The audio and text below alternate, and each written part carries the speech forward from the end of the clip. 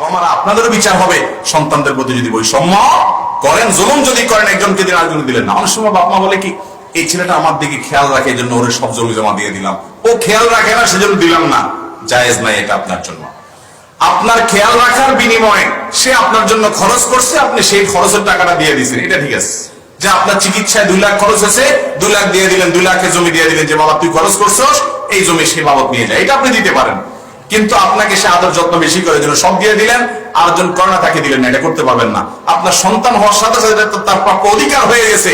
আল্লাহ তাআলা বলেছেন আবাউকুম ওয়া আবনাউকুম লা তাদরুনা আইয়ুহুম আকরাবু লাকুম নাফআ, তোমাদের বাবা মা, তোমাদের সন্তানরা কে বেশি উপকারে আসবে তোমরা জানো না। অতএব আল্লাহ যাকে যা দিতে বলেছে তা দিয়ে দাও, তোমার বুঝে আসুক আর না আসুক। এইজন্য সন্তানদেরকে সম্পদ দেওয়ার ক্ষেত্রে বৈষম্য করা যাবে। মেয়েদেরকে ডেকে এনে বলবেন তোমাদেরকে বিয়ে শাদী দিছি, টাকা পয়সা খরচ করছি, এখন তোমাদের তো আলহামদুলিল্লাহ জামাইরা টাকা পয়সা কামাই করে, অনেক আছে, থাক তোমরা দাবি দাবা করিও না, এগুলো তোমাদের ভাইদের জন্য ছেড়ে দাও। মেয়েরাও শরমে পড়ে, লজ্জা পড়ে, বাপে বলছে মুখে গিয়ে তর্ক করবে, বাপের সম্বোধিত রাজি হয়ে চলে যায়।